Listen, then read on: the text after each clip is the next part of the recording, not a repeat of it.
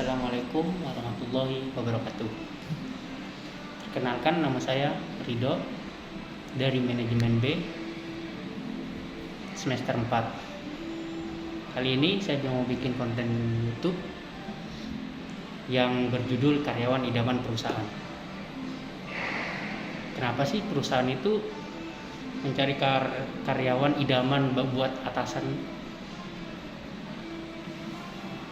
Setiap perusahaan biasanya merekrut karyawan yang tidak asal-asalan karena untuk kemajuan perusahaan. Yang pertama, karyawan yang harus dapat diandalkan. Kenapa sebuah perusahaan itu selalu mencari karyawan yang bisa diandalkan? Biasanya si karyawan ini yang mempunyai inisiatif, yang bisa diandalkan itu mempunyai nilai plus dan penting dalam pekerjaan. Jika atasan tidak mengandalkan karyawan menyelesaikan sesuatu pekerjaan tepat waktu, bagaimana sebuah tim mencapai kesuksesan? Seorang pemimpin akan mencari karyawan yang bisa diandalkan.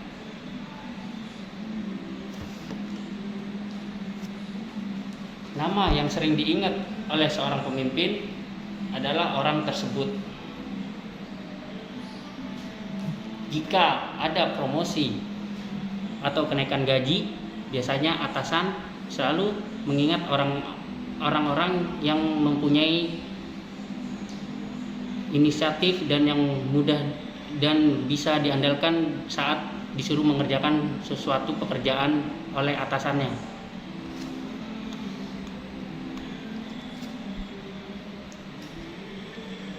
Mana enak sih jika kita kerja terus apa-apa harus disuruh, tidak punya inisiatif, itu sangat tidak nyaman. Tetapi jika Anda mempunyai inisiatif, contoh kita bekerja di suatu perusahaan, misalkan kita udah mengerjakan sesuatu pekerjaan, meja itu kotor, kita langsung bersihin. Kita mempunyai inisiatif untuk kenyamanan kita bekerja. Di saat kita tidak punya inisiatif, harus itu kotor, tolong dibersihin, setiap hari selalu gituin, tidak nyaman juga buat kita. Itu tanda-tanda bukan karyawan idaman buat perusahaan. Terus kedua, jadilah karyawan yang jujur. Sangat penting. Kejujuran saat bekerja itu adalah kunci kesuksesan dalam bekerja dan bakal disukai oleh atasan kita. Saat melakukan kesalahan, contoh saat kita melakukan kesalahan dalam bekerja, kita saat itu kita memproduksi sebuah knalpot. Kita bekerja di perusahaan Jepang. Kita produksi, lalu barang itu di welding, lalu NG. Sedangkan kita itu di perusahaan diberi target. Tapi si karyawan ini karena jujur, dia info ke atasannya bahwa saya melakukan kesalahan saat mewelding knalpot tersebut karena kepanasan. Jadi terjadinya bolong pada knalpot.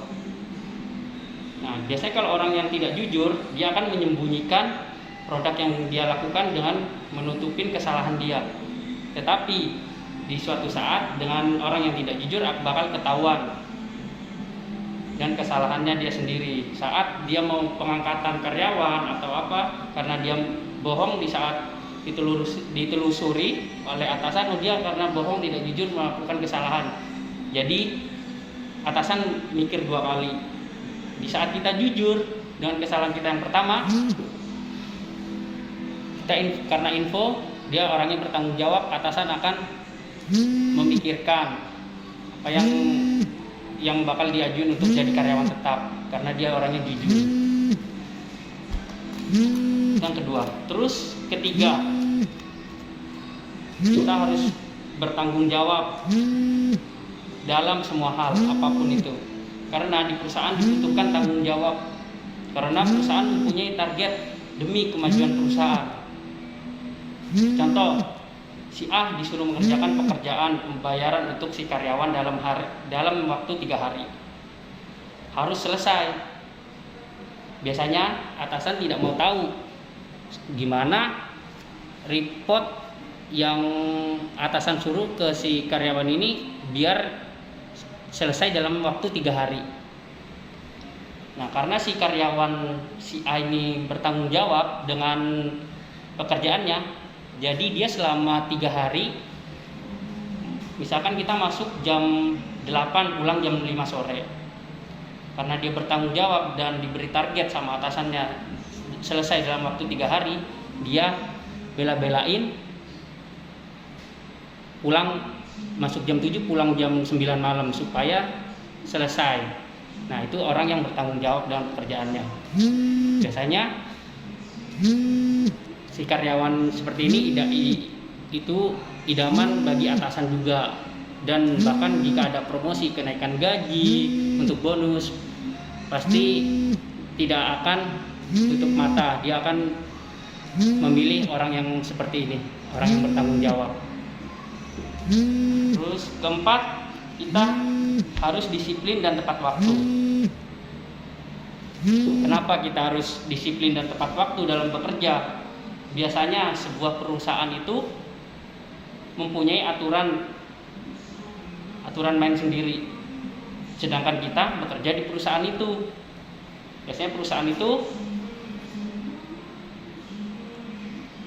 memberi jam masuk pada pukul 8, pulang jam 6 sore, misalkan seperti itu. Nah, kalau kita tidak disiplin dan tidak tepat waktu, kita datang seenaknya, datang jam 9 lah, datang jam 10, pasti itu bakal ngaruh ke review saat kita bakal kenaikan gaji atau entah dapat bonus atau tidak. Biasanya perusahaan itu menyukai orang yang disiplin dan tepat waktu. Biasanya itu perusahaan yang tadi saya bahas, dari pertama karyawan, yang pertama itu karyawan yang mudah diandalkan, terus kedua jadilah karyawan yang jujur, ketiga bertanggung jawab, keempat disiplin dan tepat waktu. Mungkin itu aja sih penjelasan dari saya mengenai karyawan idaman perusahaan, yang mungkin ini juga pengalaman dari saya sendiri, mungkin juga bisa bermanfaat untuk yang lainnya. Sekian, terima kasih. Wassalamualaikum warahmatullahi wabarakatuh.